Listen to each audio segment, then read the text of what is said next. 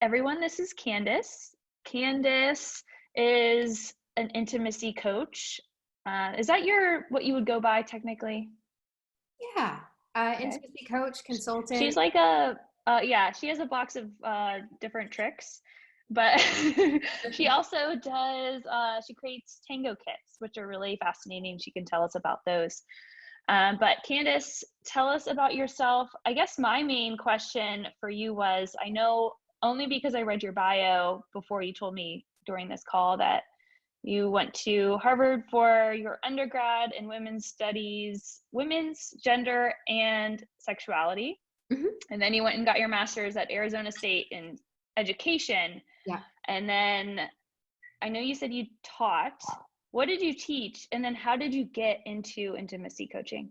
Yeah, sure. So after, um, it's one of those questions where when you get a liberal arts degree, it's like, what do I do with my life? And, I think back in 2011, I was not there. Women, gender, sexuality studies, we hadn't had the Me Too movement. We hadn't been talking about some of the more taboo elements of our society. And so I had all this knowledge that I would have loved to impart. I would have loved to get into the study of sexuality more deeply and start to help more people and couples, as I ultimately ended up doing. But at that point in time, I figured, the best way to heal society is through education. And so I applied for Teach for America and went into, I got placed in Arizona in Phoenix, and I taught for 2 years in the classroom. I got my master's in English. And funny enough, it ended up informing my practice later as an intimacy coach and consultant, because I learned about communication and helping people who feel uncertain about their skills or their knowledge set, or just feel insecure in general about themselves, to become comfortable speaking up, which of course has its benefits in the classroom, but it has its benefits for us in the way that we show up in any of our relationships in our life. And I ended up going into education technology. I was in that for a couple of years. And, I still was always very interested in the study of sexuality. I myself, to get a little bit more into my background, I had no sex ed growing up. I don't know if y'all had the same, most women don't have parents who are very open talking about sex and sexuality. My family was divorced. There were no really positive role models in terms of sexuality or intimacy, or just like healthy, happy relationships. And so I grew up internalizing a lot of really toxic relationship structures. I internalized very toxic beliefs around love and how I should orient myself and how I should behave. And so even though I went and discovered women, gender, and sexuality studies, even though I found it fascinating and I loved it, it was very hard for me to put the study of sex in books into my life and into my relationships. And so I had terrible relationships for like, I'd say my early 20s, for like most of my 20s, because I didn't know what my needs were. I didn't know how to advocate for myself. And so in that, I always felt like in order to get love, I had to do whatever I thought my partner wanted. And so that doesn't make for a very healthy relationship. And so for myself, I had to figure out what my needs were and how to advocate for my needs. And in following that journey, in learning and getting deeper into that, I started to actually put these things that I learned into practice, and it completely revolutionized my life. I actually started to attract people around me that did give me validation, that didn't put me down, that I didn't feel that I had to behave in a certain way around in order to get love from them. I didn't have to negotiate away what was uncomfortable or comfortable or uncomfortable to me. I could just be myself and I could still be loved. And so learning those, you know, at its very core, what I teach is not the tricks to getting the spectacular O. It's not about, you know, being a porn star in the bedroom. It's not about how flexible you are or anything like that. That doesn't matter ultimately. What matters is, do you know how to be true to yourself? Do you know how to ask for what your needs are? And do you know how to speak up for your boundaries, right? It's all about being open, communication, being honest with yourself, and showing up in a way that is authentic, right? If you can do those things, then all of the other stuff that we want, the great sex life, the you know, the happy relationship with our partner, the you know, whatever, the pleasure, right? All of that follows. But you have to know what your needs are, and you have to know how to advocate for yourself. So that was a long-winded story, way for me to answer your question, but I hope that answers it in terms of how I fell into this work. Yeah, and and I know there's like a structure. We could follow a structure if you wanted. We could kind of like go all over the place. I don't necessarily have a plan, but what my next thought was upon your finishing that was, I feel like we all, maybe as women, have struggled with knowing what our wants and desires and needs are in general. Yeah. What are some ways to kind of learn more about yourself so that way, I feel like that's the first step before even asking for it, which takes confidence and courage. You have to know what you want. Yeah. So I do a lot of work with women who are currently in toxic relationships. I do a lot of work with women who are givers by nature, right? You feel the need, or you were raised to give and to hold space for the other people in your life and hold their emotions and take care of what their needs are, and always pushing your needs down. Very common. A lot of women do that, and what they're not realizing is that in giving so much and in not receiving, not being open to receive yourself, you are denying yourself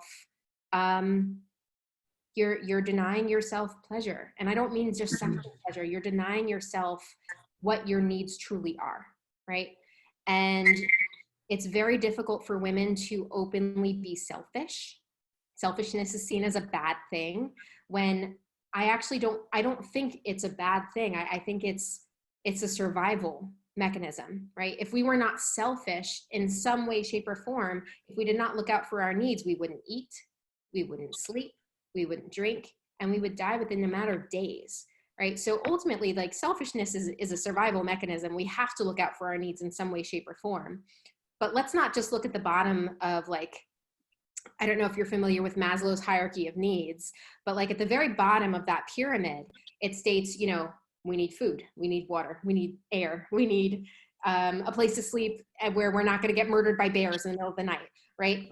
That's like the very baseline of what our needs are as human beings. Let's exist a little higher up on that plane. Let's be a little selfish beyond just those basic needs, and let's actually take care of ourselves, right? Self-care is a form of selfishness, and that is okay. And so I think as women, as mothers, it's very difficult to, you know, we're almost expected to be, and we take it as a badge of pride to be selfless, but it is possible to be selfless to a fault. It is possible to be selfless to the point where you're not taking anything back for yourself in return. And so I got on my soapbox about that for long enough, but your question was really around how do we advocate for what our wants are, right? So on the one hand, it's not being guilty about acknowledging that we have wants, not being guilty and feeling okay with having needs that may feel selfish sometimes. Now, if you feel like you are stuck and you don't even know what your wants are, I say, think of it like this. We all want comfort, right? We know what comfort feels like, and we know what discomfort feels like on the other hand. So if you are having trouble advocating, you're like, I don't even know what I want. Start with what you don't. because it's very, very clear to you what doesn't work, what doesn't make you feel good, what doesn't make you feel safe, what hurts your feelings, what crosses your boundaries. Start with that and say very clearly, I know that I don't want blank. If you know what you don't want, you can start to make boundaries around those things that you don't want and advocate for that. The more that you advocate for what you don't want, the more you will begin to become familiar with what you do. Just that like looking at that binary, I know I don't want this. And by default, you begin to find what you do.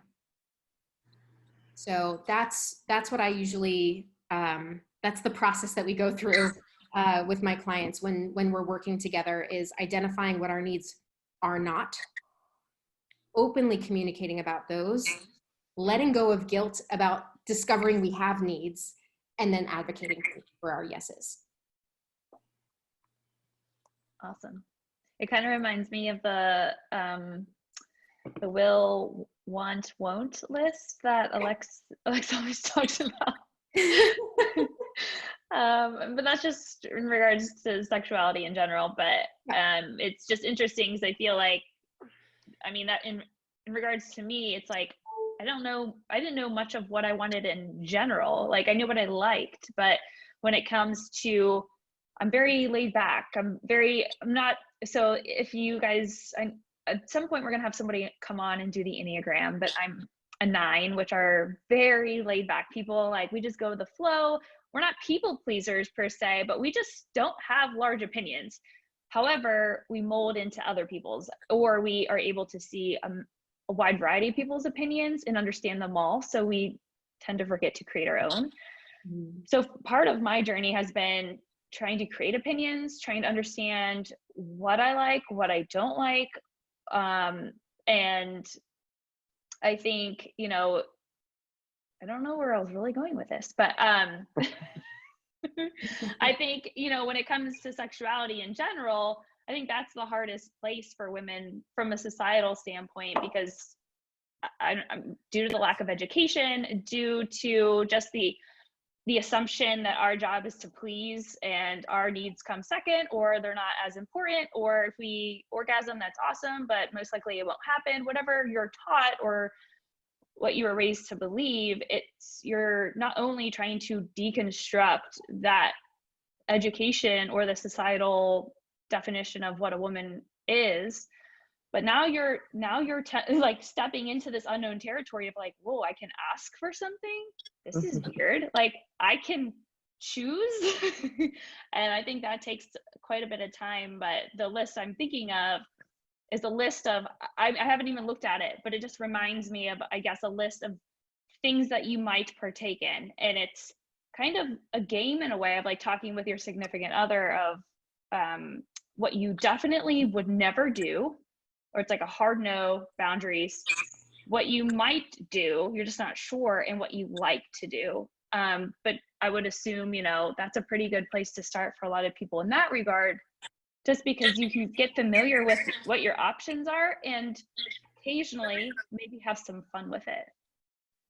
Yeah, absolutely. I mean, I definitely recommend that to my clients who are at that stage where they're ready to be open with that conversation.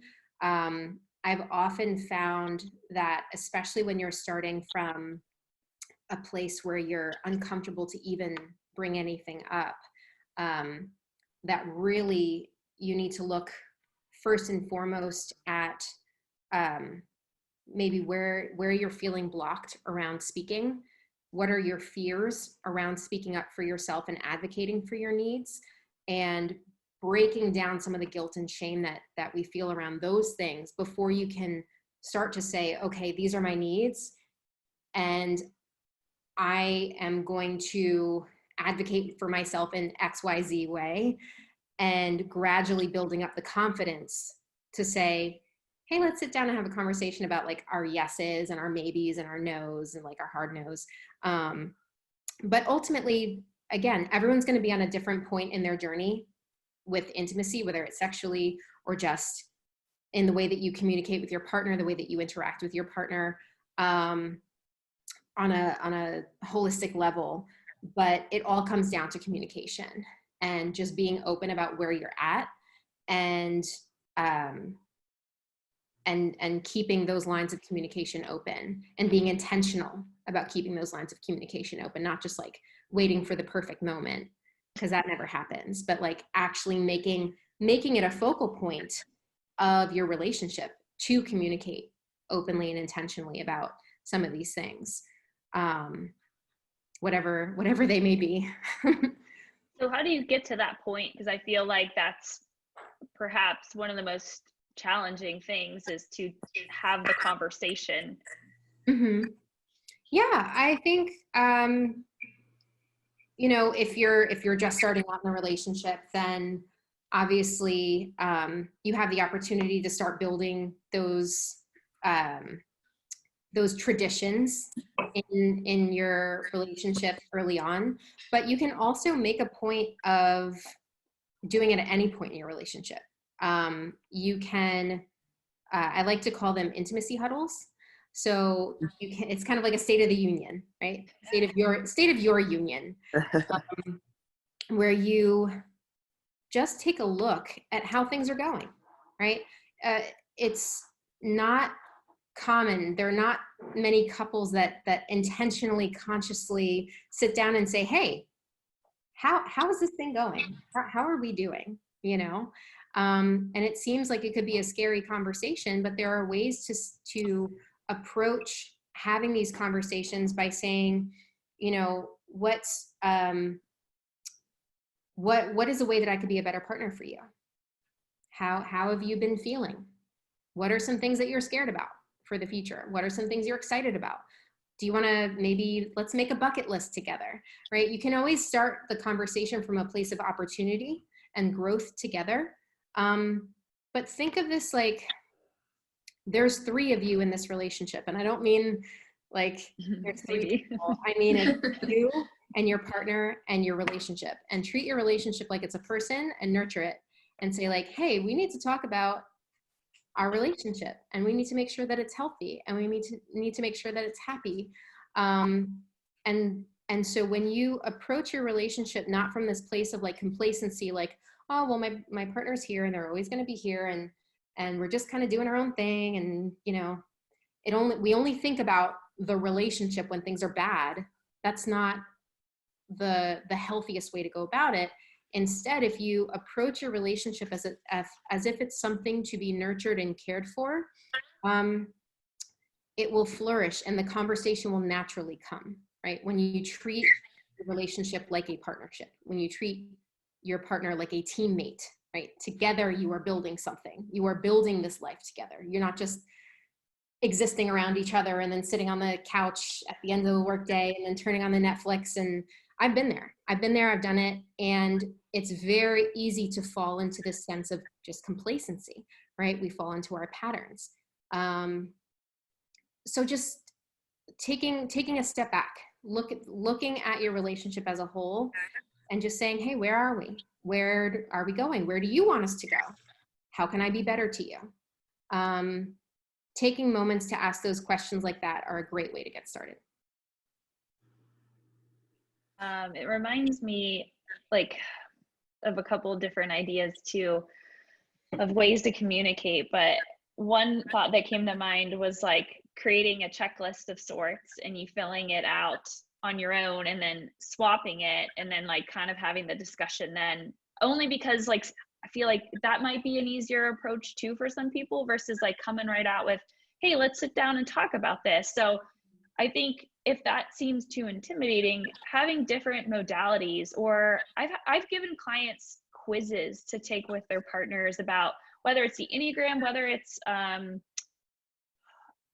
what the heck is the this sexual blueprint one. Oh yeah. Mm-hmm. Because it's like that starts a conversation. Like I didn't know what mine was until I did the quiz, and then my husband did it, and then we got to laugh that we're opposites once again.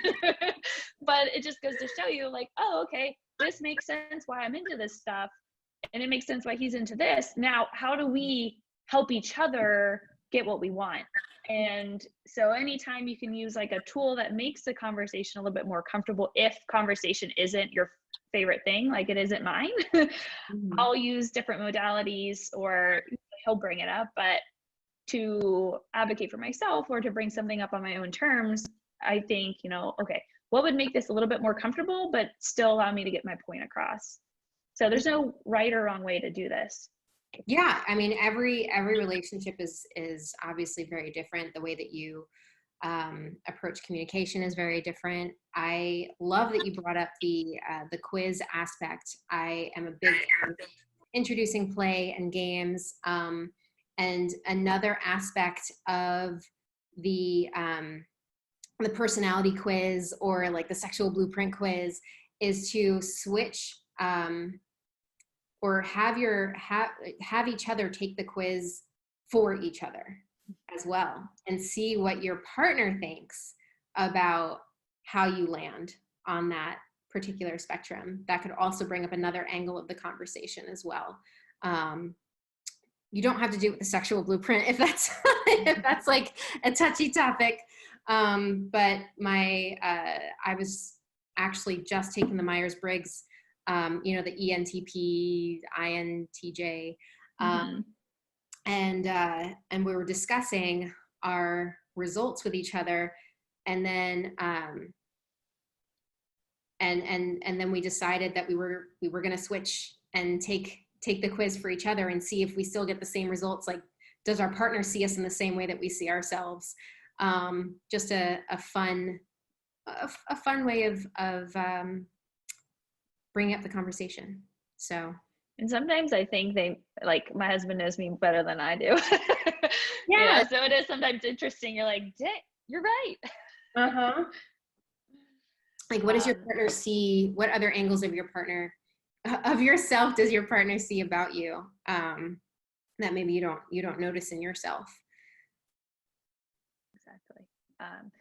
So let's kind of like switch, move into conflict. I don't know. So Danielle's here, and Kirsten, you guys are in different situations. Danielle has a long-term marriage going on right now. So that's been interesting, I'm sure. And Kirsten, you guys are living together, but has conflict been different since quarantine? Has it come up as much or less?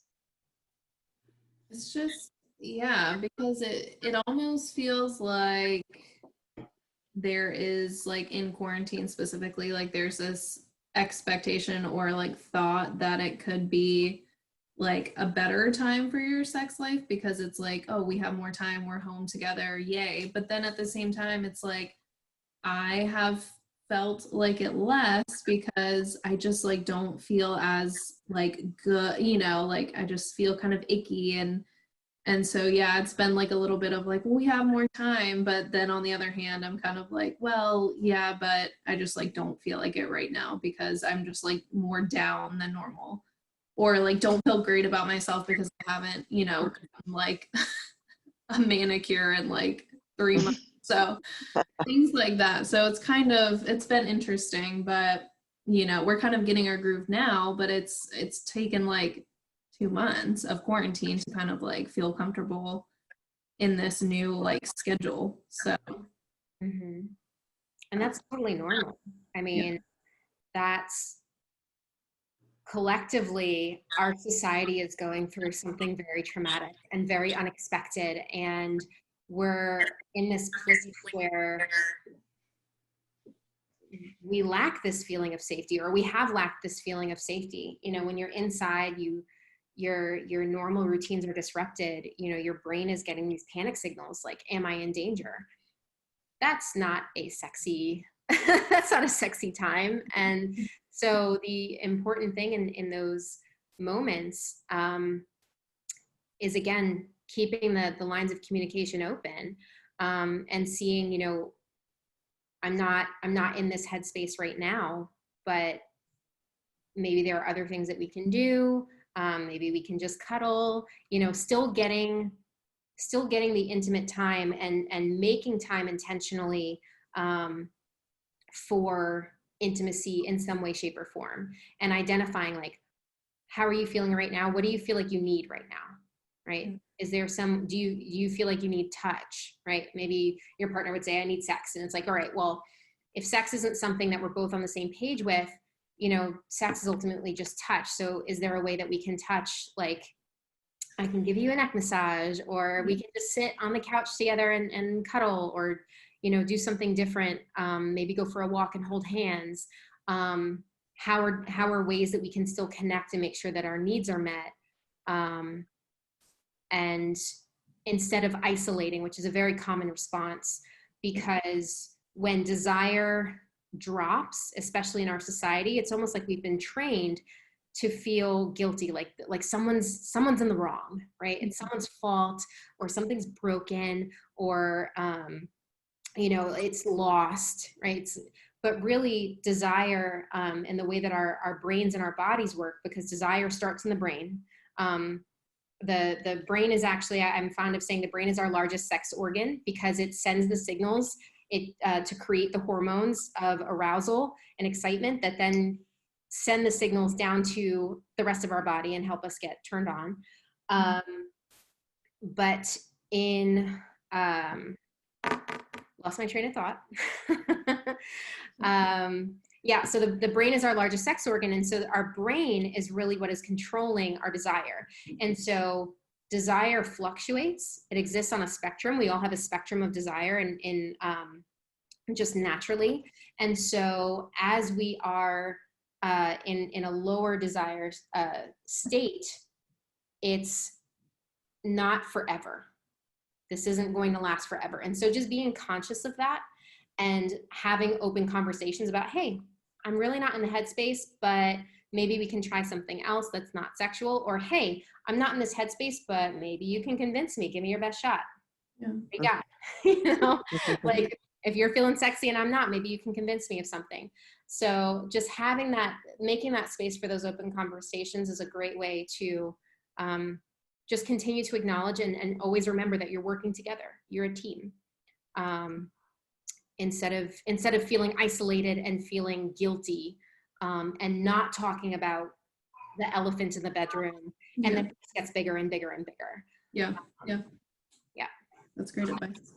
And Kirsten, one thing that you said that made me think was, it sounds like the couple examples that you gave us were due to a lack of pleasure from yourself, if that makes sense. So I think as a woman, typically we like to take care of ourselves. We like to feel taken care of. We like to feel good about ourselves and confident. And a lot of that comes from things that we do for ourselves. And maybe, I don't know if this is the only gateway to feeling more in the mood, but doing things that make you feel pleasure.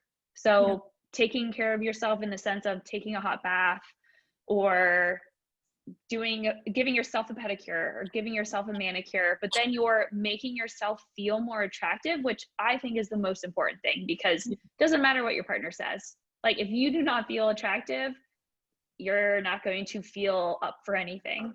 Yeah. So maybe that might help too, implementing some of that stuff. And like Candace said, like, we're all feeling that way slightly. You know, it comes in waves. So you know, that's totally normal. And one thing that I have found that's helpful for me is, like Candace was saying, what do I want that would allow me to get into the headspace of possibly wanting sex? And for me, that's touch a lot of the time. So sometimes my husband will give me a massage, and then usually it works. But it's like, he knows, like, I'm women are an oven. We're not like, what are men like? Like, yes, it's like, bing, we're ready. Yeah. It's like, what happened? How did this? I just looked at you. But for women, I think it's like, it's not as fun when we feel pressured to just have to jump right into stuff. So it's like, what do you want? What can you do that kind of, you know, maybe doesn't lead, and maybe it's lessening the expectation on yourself too, to, hey, let's just have fun, but I'm not promising anything here, because that helps your brain relax too, and that helps you allow yourself to get into the mood as well, because pressure is not going to get you there. Not sexy. Yeah, there's actually an exercise that is It was created by sex researchers, Masters and Johnson. I don't know if you've seen, I don't know if it was on HBO or Showtime or something like that, but the Masters of Sex, that TV show, the lives of these sex researchers. And they really pioneered a lot of different techniques to help couples who are having trouble. And you don't have to be having trouble with sex or have identified sex as an issue in your relationship to benefit from these things. But there is a technique that they pioneered called sensate focus. You can look it up, look up about it, but it is a way to reconnect around touch. If you find, or if you have found that the way that you interact with your partner around touch is touch leads to sex, or just touch leads to a little bit of foreplay leads to sex. If you find that you're in those same patterns of interaction, you can try sensate focus, frame it like a game, right? You don't have to be like, hey, I found this thing from like these sex researchers and blah, blah, that could potentially be an awkward conversation, but say, hey, I would like to play a game with you. You and I are not allowed to have sex for the next 30 minutes or 10 minutes or however long you want to do it. You and I are not allowed to have sex. And I am going to touch you first, and then you touch me. And so the focus of the exercise is for couples to switch sides and switch the experience of touching and being touched. And you're actually supposed to avoid any known erogenous zones that normally you touch when you're like getting ready to get down. And instead, only focus on the sensation of breathing and on the sensation of touching or of being touched. And that experience they found, because they tried this with thousands of people, thousands of couples, over a number of years, they found that over time, what this exercise does is it helps retrain your brain, especially if you feel like, oh my gosh, it's the same touch over again, and the touch always leads to the same thing, and this is not exciting for me anymore, or I'm dreading it, or whatever it may be. It helps you expect touch to just be connection, right? There's no touch is an expectation of something more. It is just touch for the sake of touch. And it actually has proven to help people. I would say largely, yes, it was more women with low libido, but men can get low libido as well. But it helps people with low libido begin to reignite their desire, because it helps them start to break down some of the expectations and guilt that come with having low libido. Because you're not expected, as you were saying, Kylie, when you have that expectation to perform, when you're not in the mood, you feel like you have to perform, right? And so it breaks down the expectation of performance and just lets you be. Just lets you enjoy the feeling of being touched by your partner. And so it boosts intimacy. And if you make it like a game and you say, hey, we're not allowed to have sex tonight, but maybe tomorrow, or something like that. If you're good, you can have sex with me tomorrow. If you frame it like a game, that also brings in an element of play. And so always looking for, building in elements of play into your sexuality and into your sex life can help when you are not feeling desire, or when you're feeling lower desire than you feel is normal. Awesome. So I would definitely recommend checking out Sensate Focus. Danielle, what about you?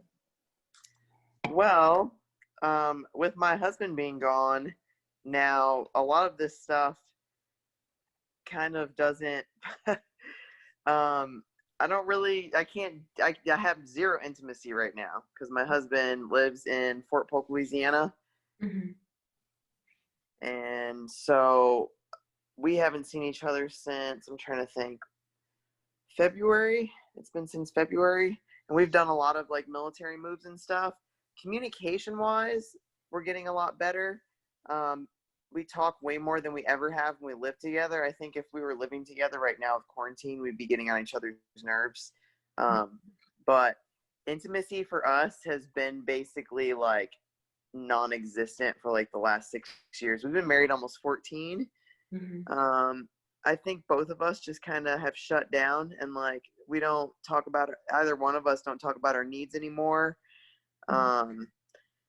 So some of these ideas that you're giving me, I'm like, okay, maybe next time I see him, we will try some of these things. And if you guys can post some of the quizzes and stuff in the chat, I'd love to have those.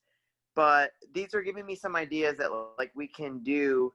But what are some things I can do, like, which I'm super shy about it, but like over the phone, because that's really all we have right now. And I'm not really into that sort of thing, but maybe just like communication wise, there's got to be a way we can be intimate with each other over the phone.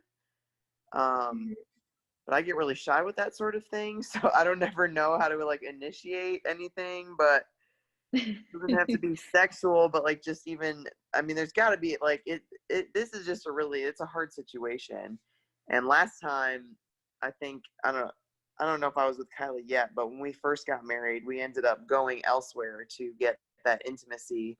And then it ended up almost ruining our relationship, but we kind of eventually worked on it and got back together. But I don't want that to happen again, you know?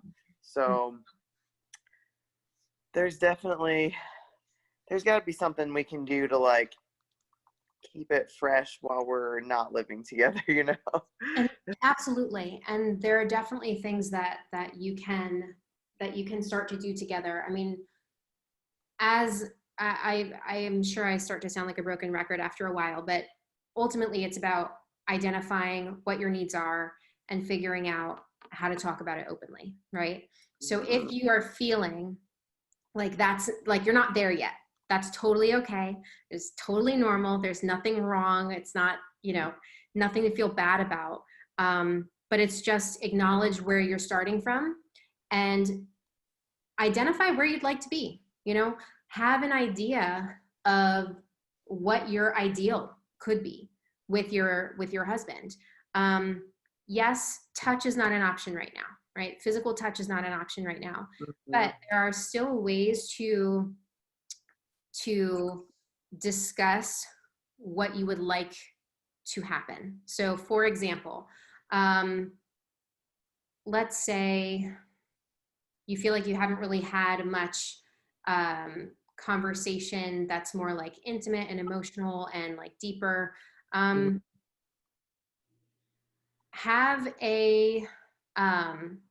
can have a conversation about your greatest hits. So when I say greatest hits, it's like, imagine your memories are like a photo book and just go through like, hey, can we today, I am really missing you. And so I would love to just talk about what our favorite memories are of being together. Like, can we go through that together? Can you send me like throughout the day? I'm going to send you some of my favorite memories of us together. And I want you to send me some of your favorite memories of us. And that activity of doing that with your partner has actually been proven when you're reminiscing together. Like, oh, remember how we went to Montreal? And then we went to that place that was like, we were blindfolded for eating and it was really creepy and the food didn't taste very good, but it was so cool. Like, that act of like reminiscing those things together actually puts you back in that headspace and it recreates those good feelings that you had. So that's one example of just broaching that topic of conversation. And if you want to get sexier with it, have a sexual greatest hits conversation. You know what I mean? So it's very easy to start with some of these more intimate conversations and build those feelings of intimacy by reminiscing. So that's one place to get started. Another is, if you're not feeling, I mean, ultimately, I don't ever recommend for my clients to do something that makes them uncomfortable, right? If phone sex is not your thing, if taking nudes is not your thing, like, don't do it. You don't have to do anything that makes you feel uncomfortable, right? But if you are feeling like you want to reinitiate that spark, or maybe have a teasing conversation or something like that, just bring it up. Like, hey, I wish you were here in bed with me right now. Just opening up and just leading the conversation from a place of your desires and your needs and letting it naturally flow from there. I mean, you don't have to have a, you know, the perfect thing to say. You don't have to have like a script or anything like that. If you wanted to, I can absolutely recommend, there is a dirty chatbot that is, as it's women founded. This is great. What? So if you feel like, so I'm just throwing it out there. If you actually did want to, yeah, if you did want to, you know, have steamy text message conversations, but you feel really shy. I'd probably do that over like doing it myself. Like if it's a little like bot of me, I'd probably do that over. So what this actually does, I think it's called the slut bot or something like that. What? I would. I've never even heard of this stuff. Yeah, it's That's so it's funny. a women-founded company called Juicebox, and they created an AI robot that you can have a dirty text message conversation with, and it helps you just see what it's like to have a steamy conversation with someone. And so you can use some of those lines if you want to, like that's if you want to do that. So it kind of reminds me, have you ever seen the meme where it's like, you know, the couple is sexting and the guy's like super into it and the woman's like doing the dishes in the kitchen, like like men assume we're all like into it, meanwhile we're like doing the dishes, going to the bathroom. yeah Well, I mean, ultimately it's, you know, go with what makes you feel comfortable. So my recommendation for you would be lead from a place of your needs. Like if you're feeling, I wish we were sexually intimate, I wish you were here, I wish I could touch you. Yeah. That, right? Because you're leading from a place of authenticity. It's not going to feel like, yes, it feels vulnerable putting it out there, but it doesn't feel like it's not you, right? If you wanted to go all out and you wanted to do those things, like there are resources if you wanted to, you know, practice your dirty talk or something like that. But if it doesn't feel you, then girl, don't do it. It's just so weird because when we first got married, that was like, we were like insane. Like I was a little hoe bag, and like I would always like, you know, do nude pics and send them stuff. And now all of a sudden, like I've gotten older and I'm like, I have no libido, and like I am like super shy with things that I would have never been shy about when I was younger. And I'm like, where did this come from? Like it's just weird.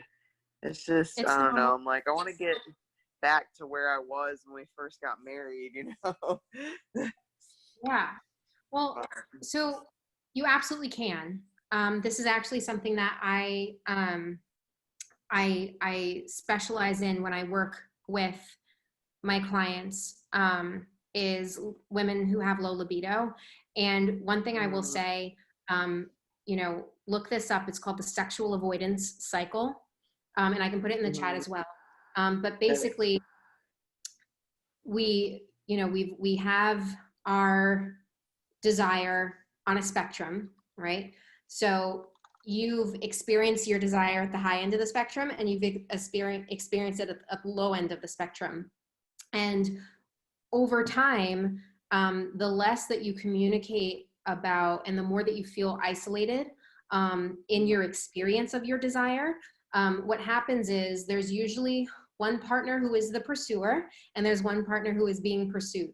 And the partner who has the higher libido will ask and ask, and the person with lower libido will say no and say no. And what happens is the partner with higher libido eventually starts to feel rejected. They start stops. That's what my husband, exactly what he told me. They start to feel rejected. They stop asking. What happens there, and I'm describing what you have experienced because this is common. So what happens is they feel rejected. They start to feel resentment. They start to feel less confident about themselves, insecure. These are all normal things. This is not, I'm not saying this to be judgmental or anything like that. What happens on your end? You're feeling low libido. You're feeling guilty that you're saying no. You're feeling, you're maybe even feeling resentment for the times that you do give in. And then it's like, well, now how many times? I mean, you just asked for it 3 days ago. I got to do this again. And then you start to look, it becomes a chore. It becomes a tool for arguments and things like that. And what's not happening is, because you're both approaching this from the perspective of isolation, from like, I'm doing something wrong, or maybe they're doing something wrong. When your partner stops asking, even though you still don't want sex, you're like, but wait, why aren't you don't want me anymore? Like, why don't you want me anymore, right? That's another part of it, right? So this cycle continues and continues. The thing that stops this cycle is communication.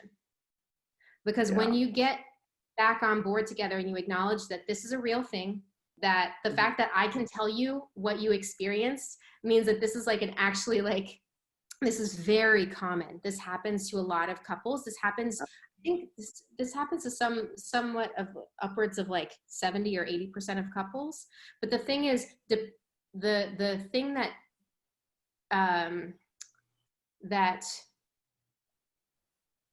why can't I find the language? I have words. Stops the cycle? Yeah, so, well, the thing that determines whether or not, there we go. The thing that determines whether or not the cycle continues is communication, right? So some couples can get into it in a couple of weeks, and they you know, their desires mismatched, and one person's on one end, the other person's on the other end, and they can switch. You can flip-flop too, right? You're not always gonna be the lower desire partner. This is totally, you can switch, but the thing that stops it is communication. And so, which means that at any point in time, when you start having that communication open up again, when you start to bring conversation about intimacy, whether it's sexual or not, when you start to revisit and reopen some of these vulnerabilities, you have the opportunity again to break that cycle. So desire can absolutely come back for you. I have seen it happen for, oh my gosh, I don't even know how many women by this point, but it absolutely, like, there's nothing broken. There's nothing wrong. You're not low libido forever, right? This is just a pattern of existence that you've fallen into. That's totally normal. It doesn't mean anything bad about you. But now you know how to fix it, or how to start, right? Yeah. So once there's a conversation about the fact that how they're both experiencing this situation, I'm guessing, how does that change the cycle? Yeah, well, it's not a one and done conversation, right? This sexual avoidance cycle didn't happen overnight. There were multiple times where you came together and it didn't work, and then you didn't say anything, and then, right, this happened over time, which means that getting back into a normal rhythm also happens over time. But if you are both committed together to saying, hey, so I just learned about this thing called the sexual avoidance cycle, and a lot of it really made sense to me, and I would love to know what you think about it. And if you sit and have that conversation about that and say, hey, listen, I think this is where we've been, and I would like to be here, and we're here, and just opening up the conversation about opportunity and saying, you know, I would love to get back here with you. Do you want to get back here with me? If so, what can we do together? How can we start to work towards this, right? Again, treating the conversation like you're a team again, right? Treating the conversation like you're a partnership. When you do that and you set that intentionality around what you want to build together, about your vision for the amazing sex life you can have, for the amazing intimacy that you can have, and you build that together, that's what you continue. That's what the intimacy huddle is for. That's what, you know, these conversations, it's like, hey, you know, I've had a really hard week. You've had a really hard week. Maybe we're not in the mood right now, but I can't wait to be in the mood again to have sex with you, right? Even just acknowledging something like that, right? Or, hey, I'm not in the mood right now, but I still want to be intimate with you, and I still want to work towards that vision that we have of having a healthy sex life again. So convince me. What do you got? Give me striptease. Touch me. You know, do what I know is going to help me be in the mood. Because there's nothing wrong with not having spontaneous desire. That's natural, right? Our brains sometimes need a little extra push. Our brains need a little extra convincing. And it doesn't mean anything about how we feel about our partner. It doesn't mean you love them any less. There are so many things that can affect our experience of desire. And so sometimes just knowing that you have that safe space, that you're not judging each other for wherever you are on that desire spectrum is just a great way to get started, right? Because you're not afraid of being judged for how you're feeling at that moment. You're working together as a team. So starting a conversation, like I said, it's not an overnight solution or anything like that. Have I seen couples turn it around in a couple of weeks? Yeah. I mean, if the only thing holding you back is a lack of conversation, and that was the linchpin that you needed to get started, then that's wonderful. If it's something where there's like some underlying other stuff, maybe some trust issues, right? These are all normal. Maybe there's some shame or guilt around sex or sexual performance. These are parts of the conversation that can be ongoing. But if you're committed to that vision that you bring up at the beginning, hey, remember when we had that explosive, like we would just do it anywhere, and we were like out in public and we were worried we were going to get arrested, but we didn't care. Like, you build that vision of like, let's get back to that. And can you build this with me? Let's do this as a team. You always have something to go back to, right? So starting the conversation with that hope, not starting it from a place of lack, not starting it from a criticism or a, hey, remember what you were doing and I don't appreciate that. Very easy to fall into this, right? It's very, very easy. We don't get education about this. There's no like sex ed, how to talk about sex healthy, like have a healthy sex life with your partner 101. And so it's easy to say certain things or have done certain things in the past that we're not, you know, the proudest of, but leave that in the past. Say, this is where we're at right now, and this is where I'd like us to be. Can we work on this together? You know? So, and then if you find that you're in a place where the conversation is too difficult, I might recommend talking to a professional, someone who has experience in helping couples navigate and get back to that place. But what I can say is it is absolutely possible for a couple who is stuck in the sexual avoidance cycle to get out of it. Yeah, we've done counseling a few times, but we've never lived in an area where we could like get a intimacy counselor or like marriage counseling. It was just more basic. And so, and now of course he's out of town, like he doesn't live near here, but I think if he said he'd be willing to do it, but he doesn't live here right now. So if we needed that again, we would definitely, like, I'm sure we would find somebody that was kind of in that field. Yeah. But the most powerful thing for you to do is to lead from your needs, to lead from your truth, and be authentic in your expression of your vision for what you want for the future. Yeah. That's what any counselor is going to tell you ultimately, right? Yeah. All the other stuff, all the other tricks and things that I could sit down and tell you, all of that, it doesn't matter if you're not ready to be authentic to your needs. Yeah. And the last question I wanted to answer due to somebody asking it via email was regarding how do you get, or what was it? How to develop a little bit more intimacy, not necessarily from a sex standpoint, but I think she was looking for more vulnerability from her partner and probably tapping into figuring out what he wants, what he's feeling. And he's probably, you know, I think he's a pretty easygoing man in general, but that's what she wanted to know. Yeah. So developing that deeper intimacy comes, I mean, excuse me, I was just drinking a carbonated beverage. Like, when you want to develop deeper intimacy with your partner, I think a great way to get started is to identify what your needs are specifically. If you have a sense of, I want deeper intimacy, and it's just a general statement that you make to your partner, that is difficult to respond to, right? Because when I say, I want deeper intimacy, what do I really mean, right? Does that mean, looking at it from the perspective of the love languages, right, which is a great resource, great book, you can find it online.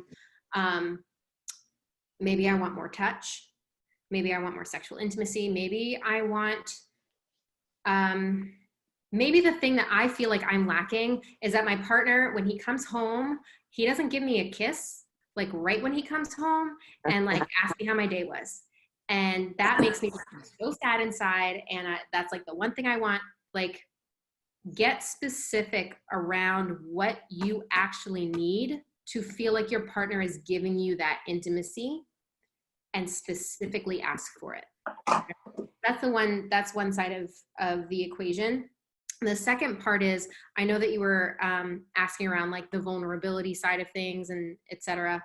So once you've identified what your needs are, so let's say your needs are, I need to have deeper conversations with you about what you're thinking and what you're feeling. And so lead with where you're feeling and what you're thinking, and say like, this is how I'm feeling. I would love to hear how you are on that side of the spectrum, right? So lead, when you want something, model what you want to your partner, right? Lead by example in the relationship, because maybe your partner doesn't understand, because none of us are mind readers, but for some reason we always seem to think, and I fall guilty of this too. We always assume, because we've got, you know, our confirmation bias, we always assume that our partner can just somehow like understand what we want without necessarily verbalizing it. And so start by just verbalizing it first. Next step, if you're still not getting what you want, then you know, have a deeper conversation around, you know, what are your ideas for the future, and what are things that you'd like to see us do together, and what are, you know, intimacy in even in just answering the question without knowing the specifics of what could give her that intimacy that she's craving, it makes it more difficult for me to identify exactly what the steps are. But again, it always goes back to that open communication of leading from a space of what your needs are. Lead by example, show what will make you happy, and express that too, right? It would make me so happy. It makes me feel really good. It makes me feel wanted. It makes me feel desired when